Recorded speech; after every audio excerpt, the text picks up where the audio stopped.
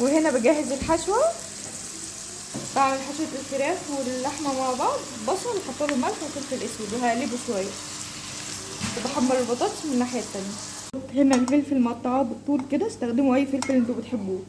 وطبعا اختي ربنا يديها الصحه هي اللي بتقطع لنا جات تساعدنا، ومعايا ندوش ايوه هي اللي هتعمل لنا العجينه، بتعمل لنا الفراخ، وكمان فصفصت لنا اللحمه. انا سرت لنا اللحمه، هي بتفصفص الفراخ دلوقتي بس هاديه يا مريم خالص.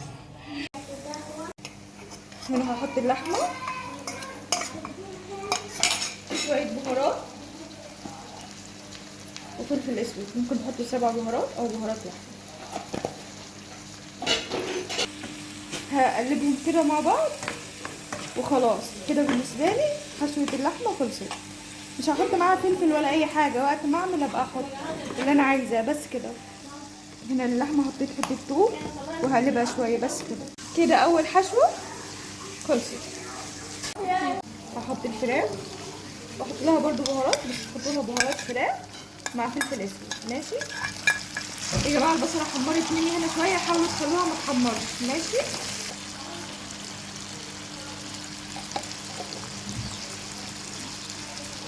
الفطار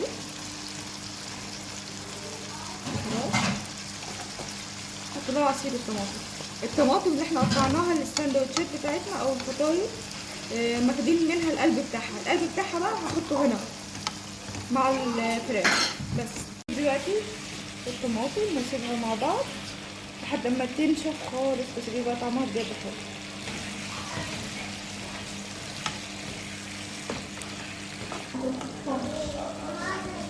انا ندى جيت اقلب في دي عشان خالته طلعت بره. حطوا لايك يا جماعه، لايك. يا جماعه خلصنا تقطيع الفلفل والطماطم اهو. جماعه بدأنا نطلع البطاطس اللي انا قطعتها ومريم حمرتها.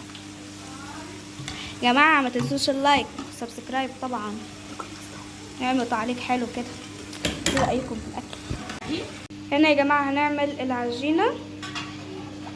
حطينا ملح في الميه وبندوبه اهو. هنا حطينا الدقيق وبنعجن العجينه.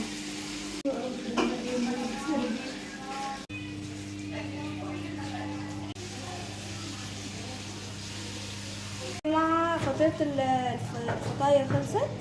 فطيرة الفطاير، عجينة الفطاير يا جماعة معلش، عجينة الفطاير خلصت اهو يا خلصت. وقفي اهو يا جماعه كده. الفراخ كمان بتاعتنا خلصت وشكلها وريحتها تحفه. بس انا حطيت لهم الحشوتين كده في طبق واحد، اللحمه والفراخ، عشان يبقى سهل عليها هي وشغاله. دي ندوش بتفردها. يا جماعة احنا عشان العيلة كلها متجمعة معانا، فاحنا ايه عملنا عجينة تاني، بس انتوا اعملوا عجينة على قد ما انتوا هتحتاجوا. تمام اهو احنا عملنا عجينة تاني وبقطعها تاني دلوقتي. بصوا يا جماعه حاليا انا بصور بس، شغاله اختي الكبيره وندى ومريم اخواتي الصغيرين، عيال اخواتي، بس بالنسبه لي انا اخواتي الصغيرين. لاخر الفيديو بقى انا عليا التصوير، هما يكملوا.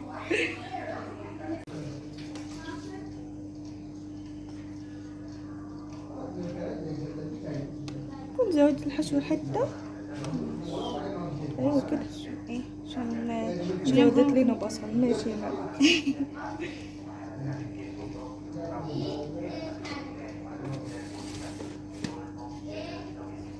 على فكرة الفطاير دي اصلا ندى بتعملها لنا بالجبنة، بتبقى تحفة، بحبها قوي اللي بالجبنة يا جماعة. بتعملها لنا بجبنة بيضة، بس للأسف بقى فتحنا علبة الجبنة لقيناها بايظة، فقلنا خلاص بقى هنعملها لحمة وفراخ، بس هي بالجبنة. بصوا يا جماعة كده ممكن نزود عليه فلفل أخضر، بس مش هحط كتير عشان حراق، بس كده. حطوا إضافات بقى اللي انتوا حابينها. يا جماعة دلوقتي هلفها طريقة الرول، بس الطريقة دي عاوزة واحدة كبيرة، ممكن تبقى طويلة شوية. تمام.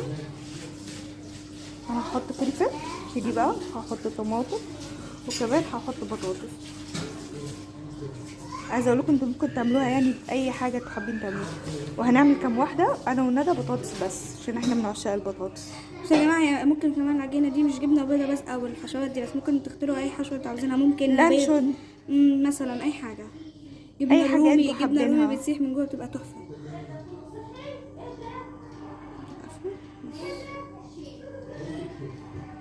يا جماعه الطاسه بتاعتنا هو دي كميه الزيت. ندى قالت لي وريهم كميه الزيت، فاهي كميه الزيت يا جماعه.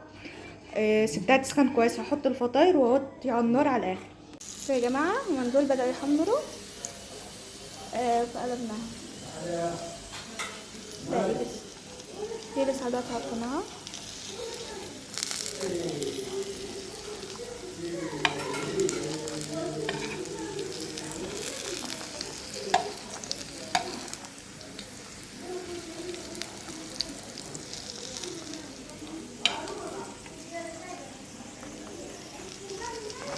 يا جماعة بنوطي النار عشان هي تستوي كويس، عشان العجينة تستوي كويس جدا. دي لسه يعني نوعا ما خليها عشان تحمل كويس. يا جماعة بصوا هي بتقرمش جدا، حلوة جدا بجد. لو شغلتوا يا جماعة احنا هنا حطينا دي تاني واحنا طلعنا ده كله شكلهم. احنا هنا لسه فاضل 2 تقريبا. دي هنعملهم انا وندى بقى بالبطاطس عشان احنا بنحب البطاطس، فهنعملهم بطاطس بس. ايوه بس يا جماعه ده بقى بعد ما استوى، وان شاء الله هفتح لكم من جوه. وبكده احنا نكون وصلنا لنهايه الفيديو. ما تنسوش يا جماعة تعملوا لايك وشير وسبسكرايب واشتراك في القناه. نتقابل ان شاء الله في فيديو جديد. مع السلامه.